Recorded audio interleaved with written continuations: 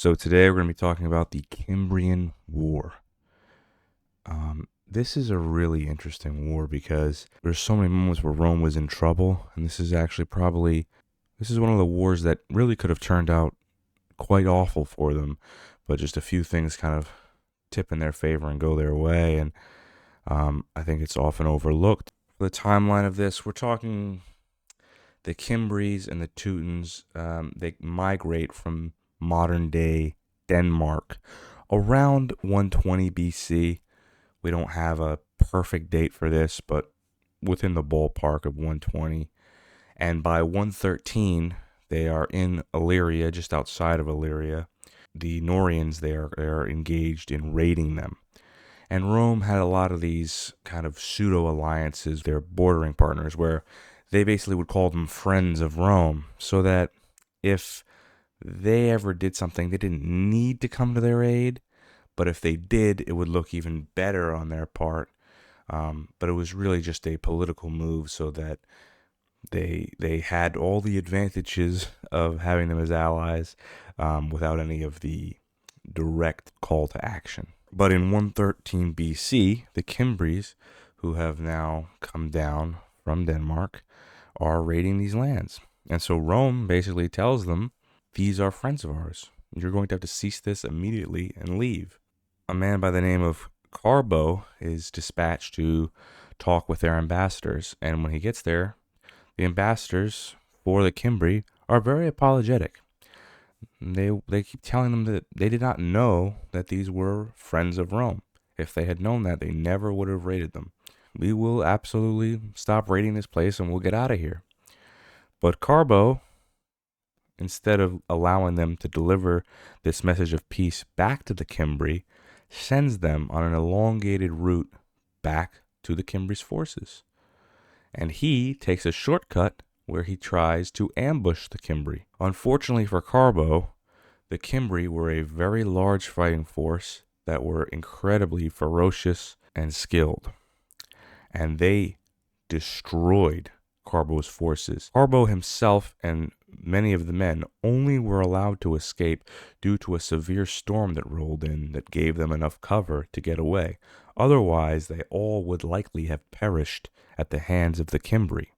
Now, I think this is a really interesting thing because, yes, the Cimbri started this war by raiding Roman allied territory, Roman friend territory, if we want to be technical. And raiding anybody is not a good, I don't think, it's very funny because the response from the ambassadors of the Cimbri is like, whoa, we didn't know they were friends of you guys. If we knew they were your friends, we never would have tried to have a battle with you guys. We're sorry.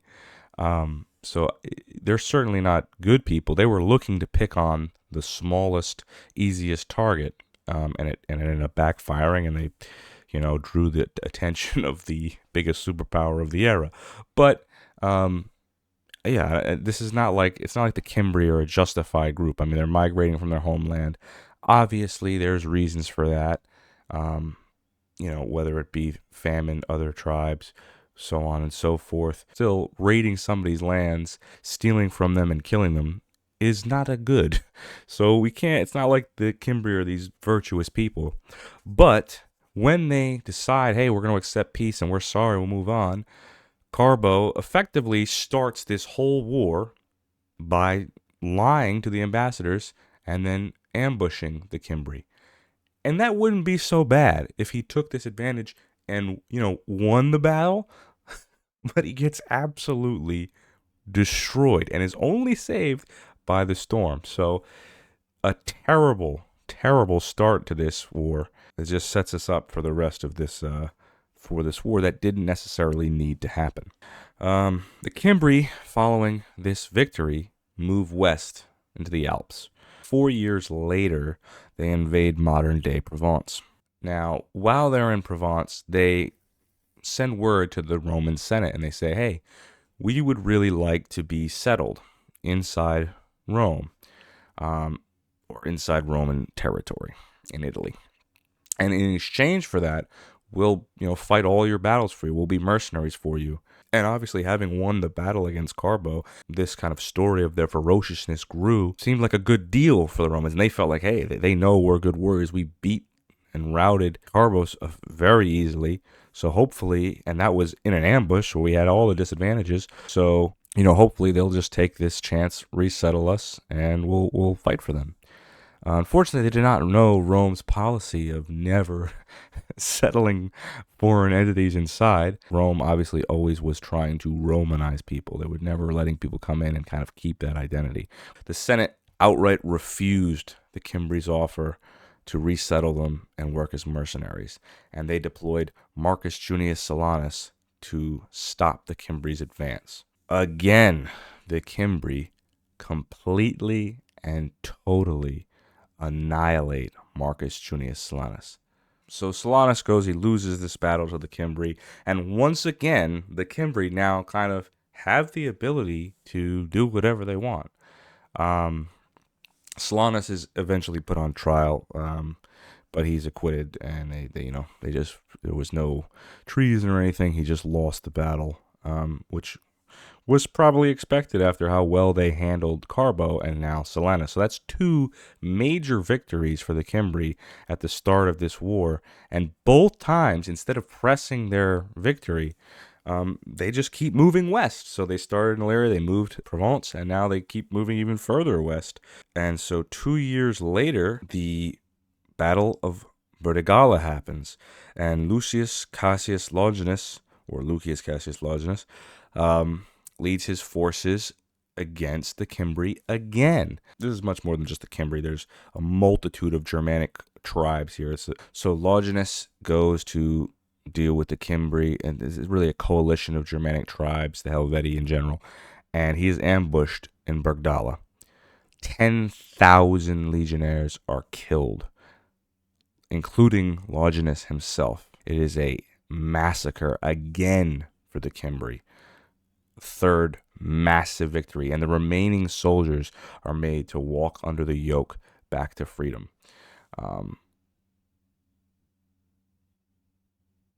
Just absolutely disgraced, destroyed, beaten, and disgraced. So now this is 3 huge victories for the Cimbrians and the associated tribes. And again, while they are raiding all of the territories around Rome, but they never really press Italy itself. Again, for a third time, they still don't press Italy.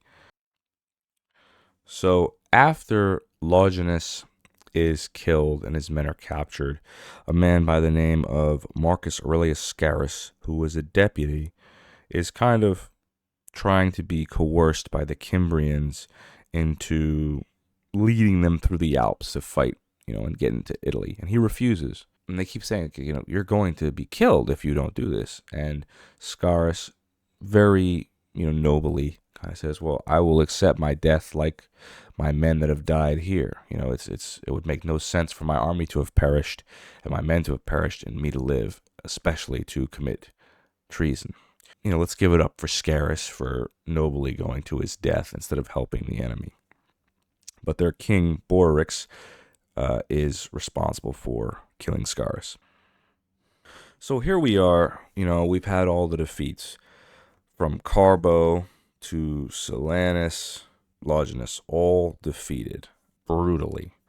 The Cimbris have had every advantage, smashing right through the Romans.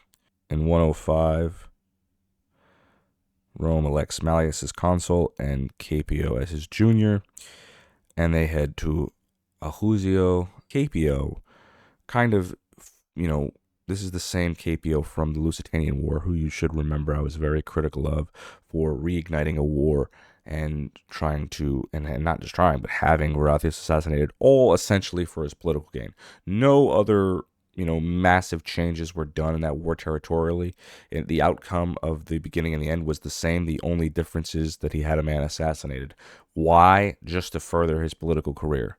So Rome probably should have, clocked some of these things and realized that this guy is just a glory seeker seeking to expand his own power and influence. So as the junior consul, he refuses to work with Malleus, the consul, sets up his camp on the other side of the river at Aruzio than Malleus. and he is trying to get all the glory for himself. So this is his 40,000 men and Malleus's 40,000 men on opposite sides of a river. Caepio sees the Cimbris and wanting all the glory for himself, a very ill-conceived attack charges against the Cimbri and is massacred. His men are absolutely destroyed. Caepio barely escapes with his life. And now Malleus and the remaining of his men are terrified. Their morale is crushed. They saw how easily Caepio's forces were destroyed, and they're kind of wondering, hey, is this what awaits us? And unfortunately, it is. 80,000 Roman soldiers were killed. 40,000 camp followers and members of the entourage were also killed. Over 100,000 Romans were killed. This is called the disaster at Arusio. It is one of the worst blunders in the late Republic era. I mean, Caepio, a man just after glory, literally caused the death of 100,000 Romans due to his very poor planning. This is one of the, just the biggest blunders in Rome. Caepio is going to take a lot of the responsibility for that back home. I should say, have that responsibility shouldered on him. And you would think after victory after victory after victory, the Cimbris would invade Italy itself. Yeah, no, they move west into Iberia. You gotta wonder why they did that.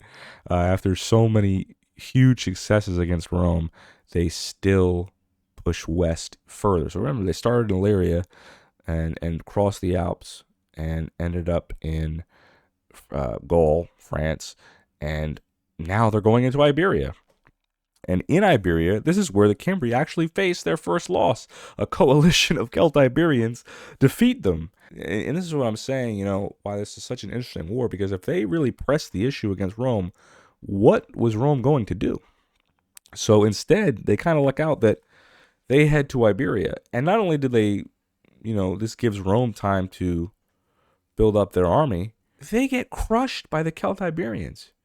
If they won, they would have, had presumably more resources, more men, and more morale. But getting crushed by the Celtiberians put them in a very bad spot where they kind of had to go raid back in Italy now. So now, mind you, war doesn't seem like much of a war.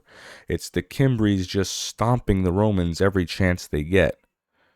This is 4 massive victories back to back to back to back for the Cimbri. And never once do they press this.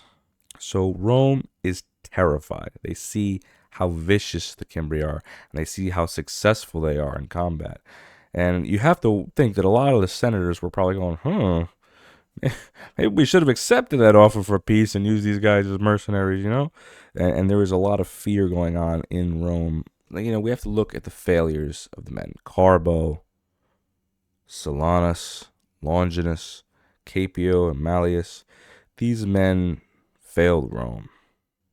And whether it be to poor performance, bad decision making, whatever you want to attribute it to, the Cimbris just being better on the day, these 4 men failed Rome. But the next man was determined not to fail Rome. Gaius Marius. That name might sound familiar to you. You might have heard of him, or you might not have. An important thing to mention is that this man married into the family of Julius Caesar, who was not born at this time yet, but would be in the subsequent years. Marius is the uncle of Julius Caesar. That is incredibly important, and I will definitely be doing, probably after this, a video on the life of Marius, kind of breaking down the entire life of Marius, because it's an incredibly interesting character, and you see how much having him as an uncle must have shaped Julius Caesar. But again, to the Cimbrian War, Marius, and this is a big deal, because of his previous successes in the Jutland War, the Romans feel like he's the only person who will have any success against the Cimbris, and he is elected consul. And he trains the men, learning from Scipio Aemilianus, learning from the others in the past that you need to discipline these men and train them hard and get them ready. So he does this. And luckily for him, he has years to do this because the Cimbris fail to attack and press their win. 2 years go by and he keeps training the men, getting them more and more disciplined and more ready, and there's no attack. Unfortunately for him, now he's had 4 years of being consul and they've never went to war against the Cimbris yet. And no one could be elected a 5th time. It just didn't happen. It was unprecedented. And if anyone ever was going to do that, it would have to be split up among many years. This is his 4th year in a row.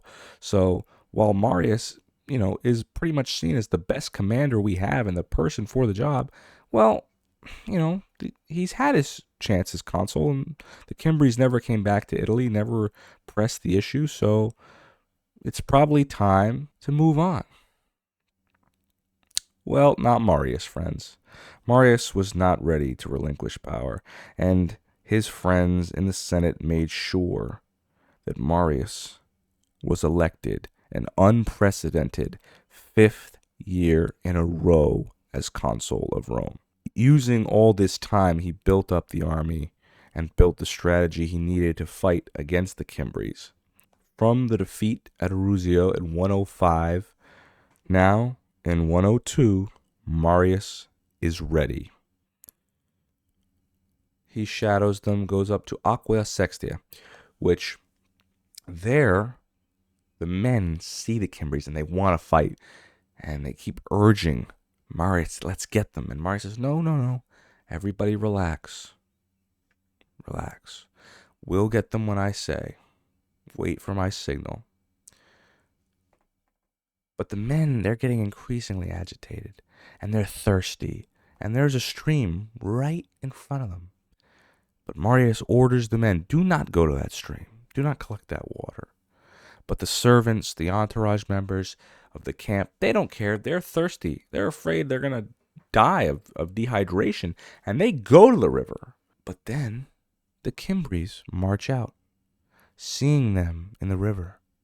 And the Cimbris, weapons drawn, go to attack the unarmed Roman servants. Ironically, the Cimbris, with some sense of honor, start fist fighting with the Roman servants in the river. Now, the soldiers, seeing their servants, fist fighting the Cimbris, rush out there because they're like, what? We gotta save our servants. Why are our servants fist fighting a bunch of the enemy? The Roman soldiers come to the aid of their servants, and they kill 30,000 of the Ambrones at this time, which, we're going to just call everybody the Cimbris under a blanket, but it is Teutons, Ambrones. There's a various amount of tribes, but just for the ease of this video, they're all the Cimbris under that coalition. So 30,000 of them are killed by the Romans. But after that, both forces kind of dissipate from the river and regroup. And a few days later, they fight. Marius leads them into battle, and he kills somewhere in the range of 160,000 Cimbri. Slaughters them outright.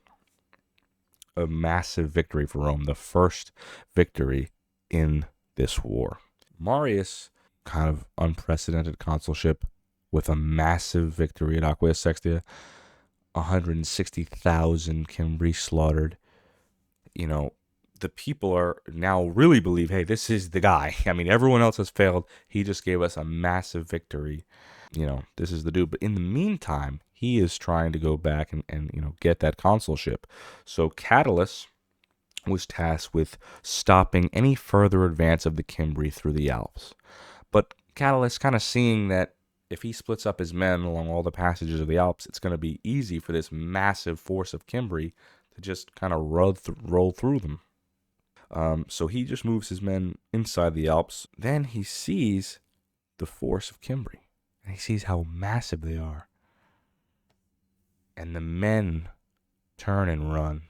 Catullus can't believe the cowardice of his men. He removes his standard and throws it to his men. Let the embarrassment of this retreat fall on me as the commander and not on my men. He wanted to take the blame for the retreat and didn't want to blame his men for their cowardice.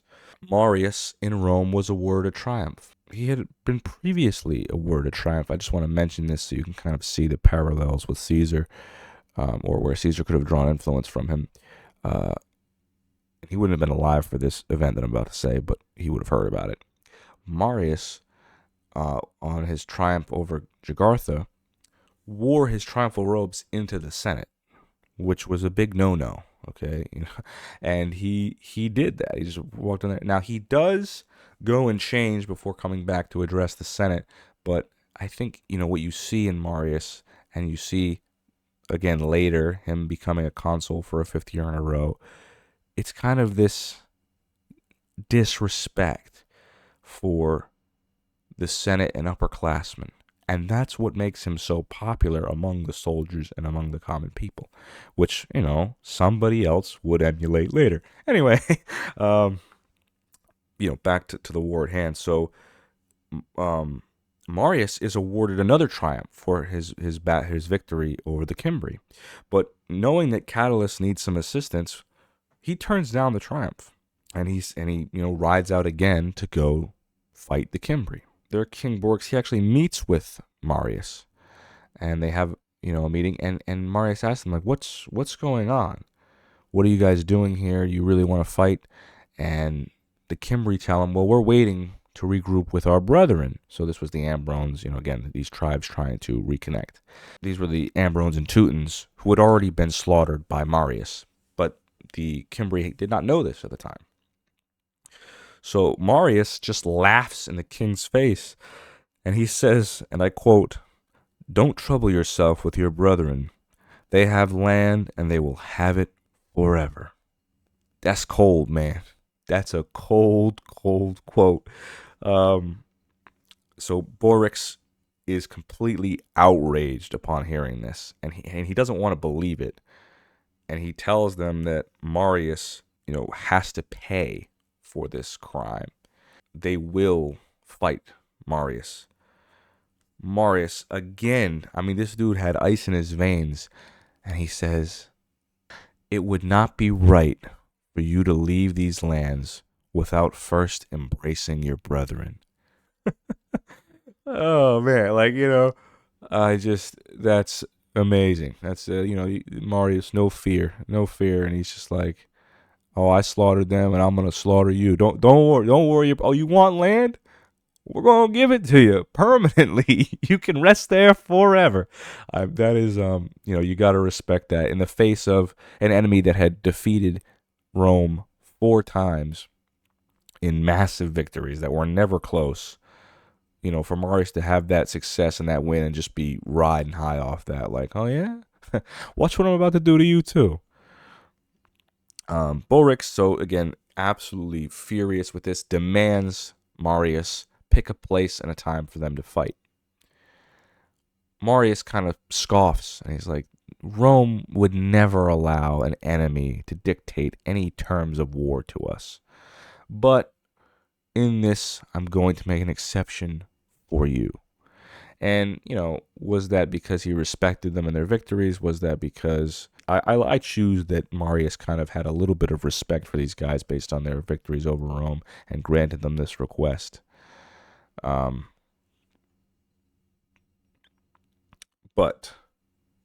we do need to back up just a little bit. Because, and the reason I said we need to back up a little bit is because as the Marius went to guide the pass, the Cimbri kept waiting for them. They thought they were going to have a battle at the pass of the Alps. But Marius kept refusing his men and saying, "No, do not charge, wait." And the Cimbri kept trying to instigate the Romans into fighting. And this did break out into some small skirmishes, but it never really got bigger than that. And Marius always kept the men in check and refused to attack. He saw how big this force was. He knew they couldn't kind of win this struggle here. And he was biding his time. So the men, they get fed up with him. And they're like, "You're a coward. Is this truly like what we've spent all this time training for? To just be a coward and let them just rampage into Italy?" And the men were so confused as Marius forced them to stand down and allowed the Cimbri to walk right through the mountain pass. It's said that there were so many Cimbri that it took them 3 days to march through the mountain pass right by the Roman fortifications. And it said the whole time that they passed by, they were taunting the Romans, telling these Romans, "Do you have any messages you want us to give your wives? Because we will be with them soon." You have to imagine that if you're a Roman soldier, you're really wondering, what has Marius lost it? Has he lost the plot? Like, why are we waiting? But Marius, as soon as the last Cimbri had passed through the Alps, shadowed them very closely, and he refused to allow them to get any real distance. Always within striking distance, if they tried to do something, he could put a stop to it. So the Cimbri and their leadership realized this, and that's why the whole kind of cat and mouse game was trying to get each other to provoke into a fight. But I digress. I just needed to mention that, they do, and this is kind of a big point, the Cimbri trying to taunt the Romans into fighting, they try all types of tactics, and including, taunting the men, basically threatening their wives. From that meeting at the plain of Vercellae, they would fight. Catullus commanded 20,000 men, and Marius had 30,000. The Cimbri had easily double their forces. Sulla, who you probably know about, if you don't worry. We're going to cover him in a later video, his whole life, as well as the wars that he's involved in. But Sulla accused Marius of wanting to take all the glory for himself. And Catullus, the other commander, Sulla was in Catullus's army for this battle, and Catullus agreed with Sulla, actually backed him up and said, "That's true. Marius did want to take all the credit for this battle." So Marius's forces lined up on the wing, and Catullus was in the center. Unfortunately for Marius, as they all advanced, this huge dust cloud got kicked up, and his men got lost in the battle, and they actually pushed completely past the enemy. And Catullus, with only 30,000 men, defeated and slaughtered over 120,000 Cimbri. A massive victory. His 30,000 men killed 120,000 Cimbrians. The women and children who were with the Cimbri saw this loss, this devastating loss, and this massive win for Rome, and they couldn't believe it. And already knowing at this point of the death of the Teutons, were terrified, and so many of the women killed their children and themselves to avoid capture from Rome.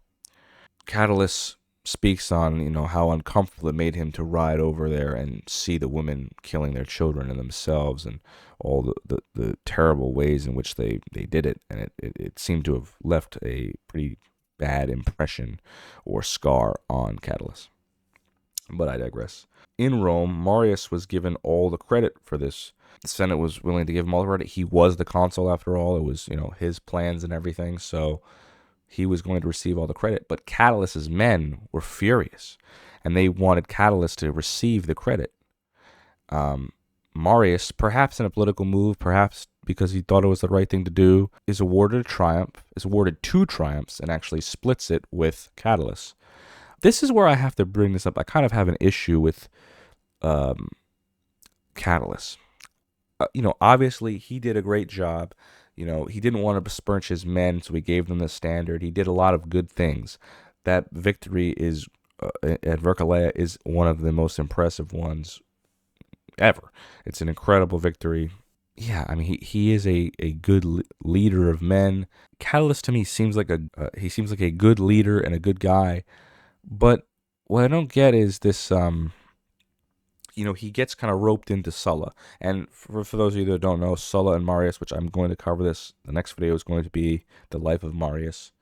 But Sulla and Marius are kind of lifelong rivals. Catullus kind of gets roped into that. And I think, he backs up Sulla, saying that Marius, set up the whole thing so that he would get all the glory. And I just don't know that you can really say that, because Marius, even though he wanted that power, and a lot of it was unprecedented with his consulships and wearing his triumphal robes in the Senate, he was certainly, bucking the status quo in a lot of ways. The soldiers he always respected. So I don't think that it would be something that he would outright disrespect, someone who he was commanding, especially someone who he seemed to respect, and someone that he gave up one of his own triumphs for Aquia Sextia to go help Catullus, which again was only, that was just going to further his glory, of course, but he still did that. And, Sulla says, oh, Marius set up the battle so that he would get all the glory. But Catullus is the one who, does all the fighting and wins.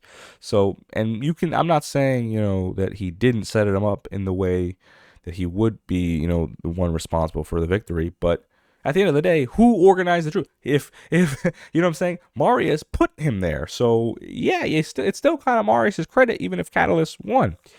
And on top of that, he does give Catullus his triumph. So it's like a lot of this kind of seems like retrospective changing of opinion from Catullus. It kind of seems like he was influenced by Sulla to say these things. I think Marius, like glory hungry, he shared his triumph with you. And then later you're going to say, oh, yeah, he was trying to get all the glory for himself. Just, I don't know. It's just, I like Catullus. I think he did a lot of good things and was a big factor in this war.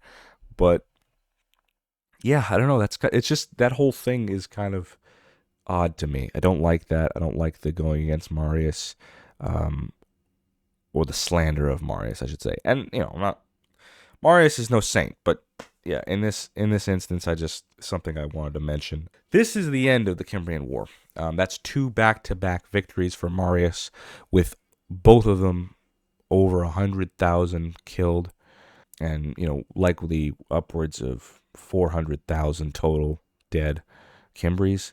A massive victory. I mean, and against an enemy that had destroyed all of his predecessors easily.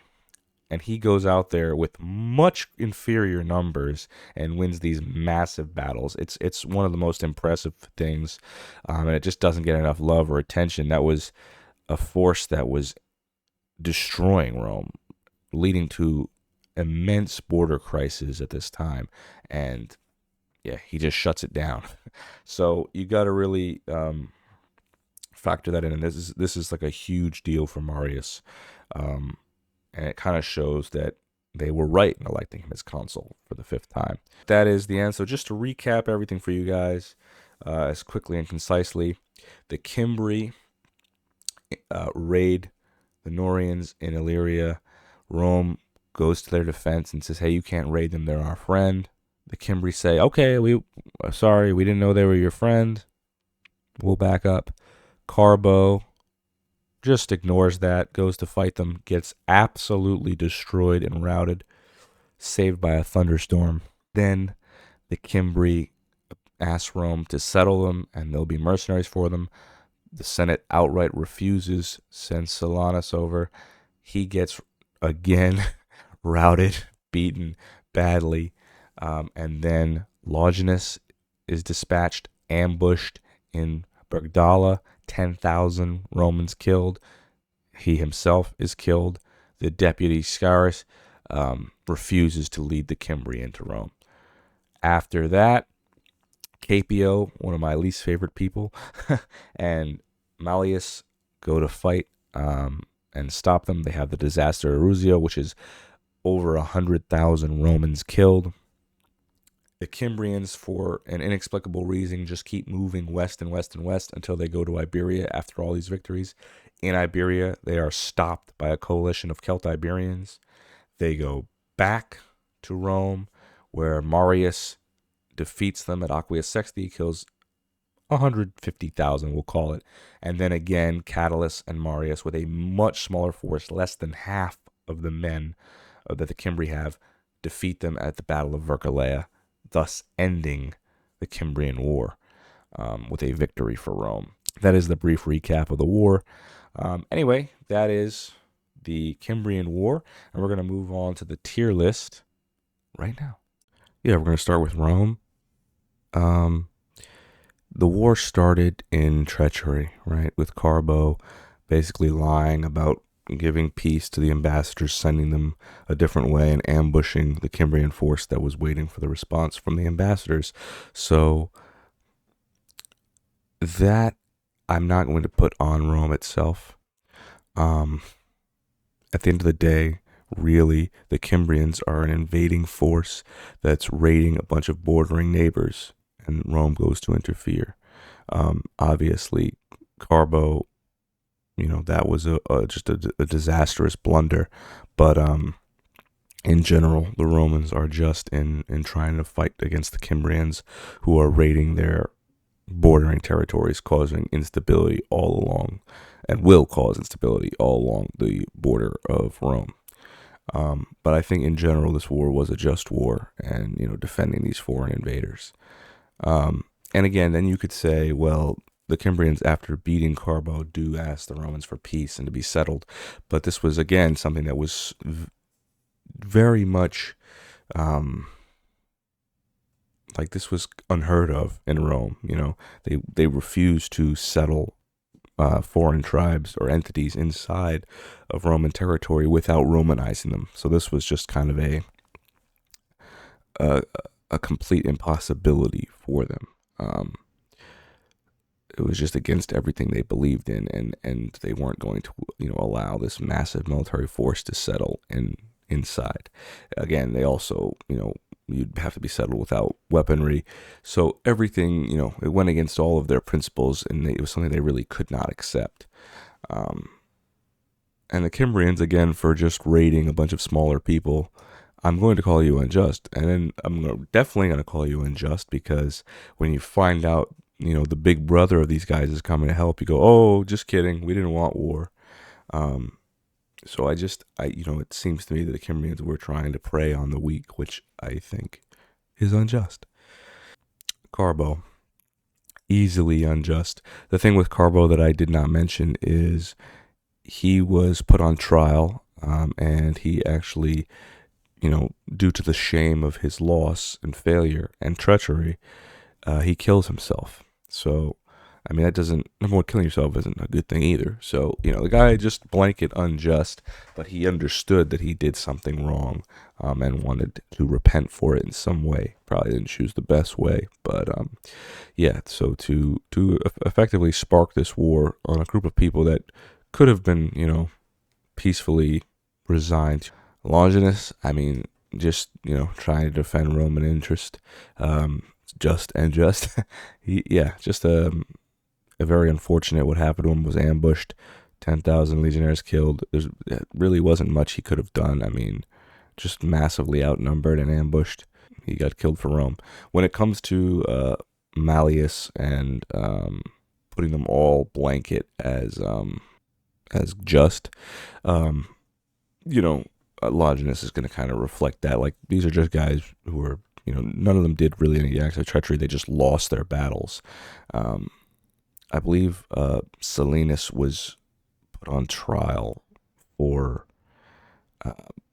they were trying to discover if his loss was due to treachery, but they found, he was acquitted of that. And they just found the Cimbrians were that good, as we know, because they won all those battles. But, general is not mentioned here. They're unjust. Scaurus, the deputy for Longinus, who went to his death without, showing the Cimbris the path through the Alps, obviously just. He could have potentially avoided his fate. And who knows, maybe, he would have showed them and they would have killed him anyway, or, something worse. So it's likely that if Scaurus complied with their wishes, he would have lived. But again, he refused to betray Rome and was killed, but I'm going to count that as just. Cabio? Yeah, so this is the guy from the Lusitanian War who, mind you, sparked the entire war up again just so he could assassinate Viriathus, risk the lives and cost the lives of Roman soldiers, all for his own personal gain. And then we see him do the exact same thing as the junior consul to Malleus, splits up the tent between them, has the biggest disaster and probably the most lives lost, probably total lives lost more than Cannae, if you include the servants and camp followers. So just absolute disastrous. Puts Malleus's forces in an unwinnable spot after just rushing to fight the much larger Cimbrian force, all in the name of his own glory. Cost Rome everything. I mean, this was a massive defeat. I would say for being responsible for the single worst defeat since Cannae, and just in general, one of the worst and most harebrained schemes to try and fight a force, way bigger than you, all for your own glory. You got to put this guy in Mandate of Hell. Especially when you have the context of the Lusitanian War, you just get this picture of this glory-hungry guy who would do anything to win. And this guy is responsible directly for the deaths of at least 100,000 Romans. So, yeah, KPO, you got to go Mandate of Hell.